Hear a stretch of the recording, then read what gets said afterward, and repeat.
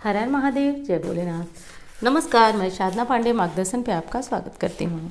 दोस्तों, आज मैं बात करने वाली हूँ नवरात्रि के 5वें दिन देवी स्कंद माता की पूजा विधि के बारे में। मंत्र जानेंगे, भोग जानेंगे, रंग जानेंगे। तो चलिए दोस्तों, जानते हैं कि नवरात्रि के 5वें दिन माँ स्कंद माता की पूजा कैसे करेंगे। देखिए, मोटे शब्दों में बता दूं तो नवरात्रि में जो 9 देवी के 9 अलग अलग स्वरूपों की पूजा होती है, ये माता के अलग अलग स्वरूप ही हैं जो कि मानव के कल्याण के लिए उन्होंने लिया था।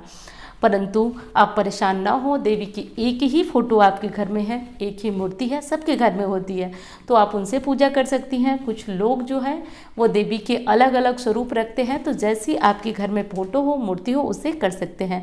बस स्क्रीन पे माँ का फोटो है, जिसको कि यानी कि माँ का जो तस्वीर है उसको देख सकते हैं, फोटो को देख सकते हैं और उससे आप माँ के इस स्वरूप का ध्यान कर सकते हैं।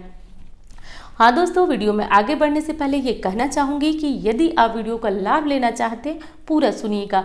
बहुत सारे कमेंट आते हैं जबकि आप वीडियो में पीछे पहुँच ही नहीं पाते हैं, और कमेंट लगातार जो होते हैं, जो कि बातें मैं वीडियो में बता चुकी होती हूँ। तो आप जानते हैं आधा अधूरा ज्ञान हमेशा खतरनाक होता है, इसलिए वीडियो में अंत तक बने रहिएगा। बस पेशेंस के साथ सुनिएगा, एक एक बात निश्चित रूप से आपकी बहुत काम आने वाली है। वीडियो अच्छी लग जाती है लाइक करिएगा, चैनल को साथ साथ सब्सक्राइब भी कर लीजिएगा। देखिए दोस्तों, माँ स्कंद माता की 5वें दिन पूजा होती है, और 5वें दिन माँ की पूजा करने का नियम क्या है। सबसे पहले सुबह जल्दी जगिएगा, जो कि हर नवरात्रि के हर दिन का ये बहुत विशेष नियम है। जग जाइएगा, जल्दी जग जाइएगा। अब जैसा कि कुछ दिक्कत है, नहीं जग पाते हैं, छोटे बच्चे हैं, तो बहुत टेंशन मत लीजिएगा। नवरात्रि में पूरे दिन माँ की पूजा होती है, तो दिमाग में ये बात मत बैठाइएगा कि मैं जल्दी नहीं जग पाई, माँ की पूजा नहीं कर पाई। तो कोई बात नहीं, आप यहाँ तक कि 12 बजे भी माँ की पूजा कर सकती हैं। नवरात्रि के 9 दिन और 9 रात्रियाँ पूरी माँ को समर्पित है। वैसे सुबह सुबह थोड़ा सा अच्छा होता है माँ की पूजा करना, या फिर किसी भी देवी देवता की पूजा करना, तो सुबह जग के कर लेते हैं तो बहुत अच्छा। उसके बाद क्या करना है, आज के दिन आज सफ़ेद कपड़े पहने जाएंगे। सफ़ेद सुहागिन महिलाएं न पहने तो थोड़ा सा क्रीम कलर के पहन सकते हैं।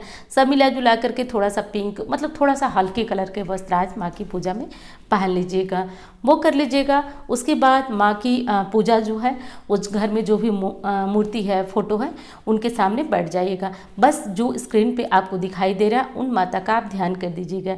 यानी कि माता के एक हाथ में कुमार कार्तिकेय जी हैं। कार्तिकेय जी का ये स्वरूप जो है माता का, मतलब एक ममतामयी स्वरूप माना जाता है।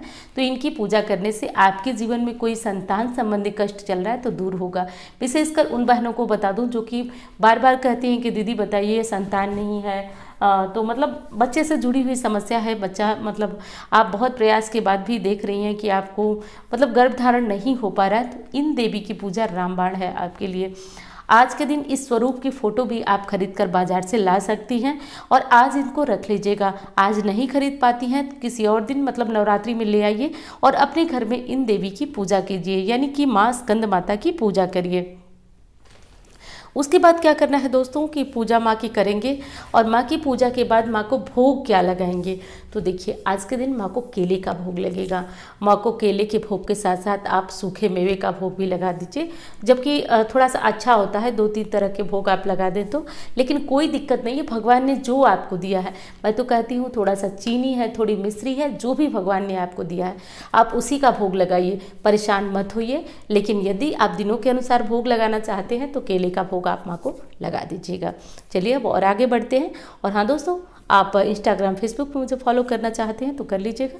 कभी कभी ग्रहों की दशा समझ में नहीं आती है, पूजा पाठ सब पानी बनता जा रहा है, बेकार जा रहा है, तो आप इन नंबरों पे संपर्क कर कुंडली दिखा लें। और यदि आपकी इच्छा हो तो आप इन नंबरों पे संपर्क करके कुंडली दिखा सकते हैं। और हाँ दोस्तों, एक चीज़ और आपको साथ साथ बताती हूँ, और दिल से बताती हूँ, समझिएगा बातों को।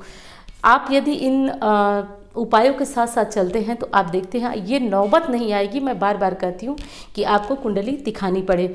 और जीवन में कोई बहुत गहरी समस्या है तो भी थोड़ा समय ज़्यादा लग जाता है। बस कुंडली दिखाने का ये अर्थ होता है, थोड़ा सा जल्दी उससे रिलीफ मिल जाएगा और थोड़ा इससे ज़्यादा समय लग जाता है। तो क्या दिक्कत है, कर तो भगवान की पूजा रहे हैं, थोड़ा सा समय ही लगे तो लगने दीजिए।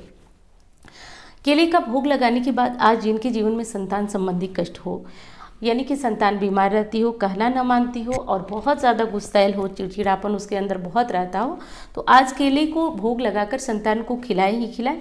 साथ साथ आज दान भी केले का करिएगा, बहुत अच्छा होता है केले का दान आज के दिन।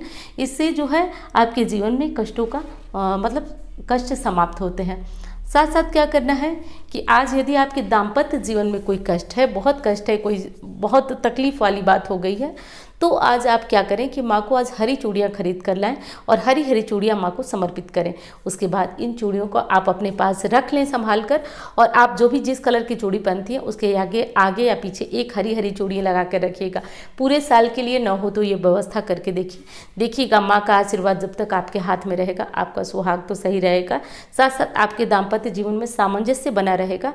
देखिए आजकल ना बच्चों की शादियाँ होते लड़ाइयाँ शुरू हो जा रही हैं, तो इस सब से बचने के लिए बहुत अच्छा उपाय है, हरी चूड़ियाँ समर्पित कर दीजिए और इसको रख लीजिए और अपनी चूड़ी में आगे या पीछे लगा करके इन हरी हरी चूड़ियों को पहनिए। ये चूड़ियाँ हाथ में रहती हैं तो माँ की आशीर्वाद आपके पास रहता है। आप लोग का जीवन जो वैवाहिक जीवन होता है वो बहुत अच्छा चलता है। जिनके संतान नहीं है उनके लिए मैंने आज उपाय बताया कि माँ कार्तिकेय स्कंद माता को कार्तिकेय की माँ के रूप में जाना जाता है, जैसा कि आप देख ही रहे हैं। तो इनकी फोटो मूर्ति लाकर रखिए और रोज माँ की यथासंभव आप पूजा करिए, पाठ करिए और उसके बाद आप देखिए कि माँ कैसे आपसे प्रसन्न होती हैं। और देखिए कुछ हो सकता है कि समय थोड़ा सा ज़्यादा लग जाता है, लेकिन अपना विश्वास, अपना धीरज बनाए रखिए, माँ के साथ बने रहिए। अब चलिए हम लोग बात कर लेते हैं कि आज जो है माँ की पूजा के साथ साथ आज माँ को हम लोग प्रसन्न और कैसे करें, यानी कि 5वें नवरात्रि में और क्या क्या हम कर सकते हैं माँ की प्रसन्नता के लिए। सबसे पहली चीज़ जो कि बहुत प्रश्न आ रहा है आपका कि दीदी नवरात्रि के अंदर बाल धोएं या नहीं, साबुन लगाएं या नहीं। तो देखिए नियम तो ये नहीं है कि नवरात्रि के दिन में आप बाल धोएं। हाँ, कब धोया जाता है नवरात्रि में, जैसे कि नवरात्रि का फर्स्ट डे है तो आप बाल धो सकते हैं। नवरात्रि की अष्टमी है तो बाल धो सकते हैं, क्योंकि हमारे यहाँ तो नियम है कि नवरात्रि की अष्टमी में कलश रखने से पहले ही बाल अच्छी तरह से धोकर ही कलश रखा जाता है। तो नवरात्रि की प्रथमा तिथि यानी कि जिस दिन कलश स्थापना होती है उस दिन और नवरात्रि के अष्टमी पे बाल धोया जाता है। बीच के जो दिन होते हैं उनमें बाल इत्यादि नहीं धोया जाता है, साबुन वगैरह कुछ नहीं लगाया जाता है। किसी बहुत बड़ी समस्या में है, यानी कि समस्या का मतलब कोई पीरियड वगैरह की समस्या है, बाल धोकर साफ शुद्ध होना चाहते हैं तो हो लीजिएगा। बाकी नवरात्रि के दिनों में इन सब नियमों का ध्यान हमें ज़रूर रखना चाहिए। 5वें नवरात्रि में एक चीज़ का और ध्यान देना है दोस्तों आपको। 5वें नवरात्रि में यदि आपको मतलब ऐसा लगता है कि पहले आप बहुत सुंदर लग रही थी, अभी आपकी सुंदरता खत्म हो गई है, आपके बाल बहुत रूखे हो गए हैं, झड़ गए हैं, आप अच्छी नहीं लग रही हैं सब मिला करके, तो एक काम करिए, आप इस 5वें नवरात्रि में आपको माँ को इत्र की एक शीशी समर्पित करके, और समर्पित कैसे करनी है, समर्पित प्रतिदिन उनको करिए और अपने हाथ में थोड़ा सा जो बचा हुआ रह जाता है उसको आप अपने ऊपर लगा लीजिए और माँ से प्रार्थना करिए कि हे माँ, जैसे ये इत्र सुगंधित कर रहा है, इत्र गमगमा रहा है, वैसे हमारा भी जीवन मतलब सुगंधित हो, ऐसा माँ से प्रार्थना करना है। प्रतिदिन ये करिएगा, आप देखेंगे कि नवरात्रि के बाद से या नवरात्रि से ही आपकी शारीरिक सुंदरता बढ़ने लगती है। तो ये कर लीजिएगा। और विशेषकर विवाह योग्य जो बच्चियां हैं जिनकी सांवले होने से या किसी भी कारण से शादियां कट रही हैं, देखिए सांवला रंग खराब नहीं है, बस हमारी मानसिकता खराब है। तो जो भी हो, अब हर किसी की मानसिकता नहीं बदल सकते हैं, लेकिन हम उन बच्चियों से कहेंगे कि आप लोग ये काम ज़रूर कर लीजिएगा। अब विशेष मंत्र को देख लेते हैं कि आज कौन सा मंत्र जपना है। ये मंत्र थोड़ा सा बड़ा है, लेकिन मैं छोटा मंत्र भी अभी अभी आपको बता देती हूँ। तो चलिए सबसे पहले बड़ा मंत्र जान लेते हैं।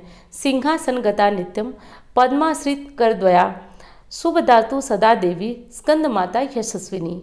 ये मंत्र जप लीजिएगा। मंत्र बड़ा लग रहा है तो आप जो है सिर्फ स्कंद माता दिव्य नमः यानी देवी को नमस्कार करना, ये भी बहुत बड़ा मंत्र है अपने आप में। जैसे ओम नमः शिवाय, तो हम शिव को नमस्कार करते हैं, जैसे कि स्कंद माता देव्य नमः बार बार आपको बताती हूँ, तो ये भी नमस्कार करना है, ये भी एक मंत्र है। तो जो मंत्र पहले से जपते आ रहे हैं उनको आराम से जपिएगा, उनमें त्रुटि मत करिएगा। ये ना हो कि आप हर एक दिनों के अनुसार जपते रहें और बाकी कोई एक मंत्र लीजिए जो नवरात्रि में पूरे आप चाहे तो मानसिक रूप से भी जप सकते हैं उस मंत्र को, और बैठकर माला से भी जप सकते हैं। अच्छा, माला से याद आया, बहुत बहनें कह रही हैं कि माला नहीं है और माला है भी, तो उस माला से हम जप नहीं कर पाते हैं, दूसरा कोई करता है, जो भी हो। तो एक आसान सा उपाय है जो मैं आपको हमेशा बताती हूँ कि एक मूंगफली या फिर चने के दाने 108 गिन कर रख लीजिए और उन्हीं से आप अपनी गिनती कर लीजिए। हो गई आपकी गिनती, इस विधि से कर लीजिएगा। तो पांचवें नवरात्रि का कुल यही नियम है, इसको समझिएगा दोस्तों, और नवरात्रि के नियमों का और नवरात्रि की बातों का ध्यान रखिएगा और बिल्कुल घबराइएगा नहीं। माँ सबकी सुनती हैं, माँ बहुत दयालु हैं और थोड़ी सी परीक्षाएं होती हैं हमारी भी, और वो परीक्षाएं ना हमें परेशान नहीं करने के लिए, असल में वो हमें जीवन में बहुत आगे बढ़ने के लिए, मजबूत बनाने के लिए आती हैं। तो घबराइएगा नहीं, विश्वास बनाए रहिएगा और कमेंट बॉक्स में माता रानी की और भोलेनाथ का नाम का जयकारा खूब लगाइएगा। हर हर महादेव, जय माता दी। तो लगाते रहिए। कहा जाता है कि कलयुग केवल नाम आधारा, सुमिरि सुमिरि नर उतर ही पारा। तो नाम के जयकारे लगाने से भी जीवन में कष्ट दूर होते हैं। तो चलिए प्रेम से बोलिए जय माता दी, हर हर महादेव।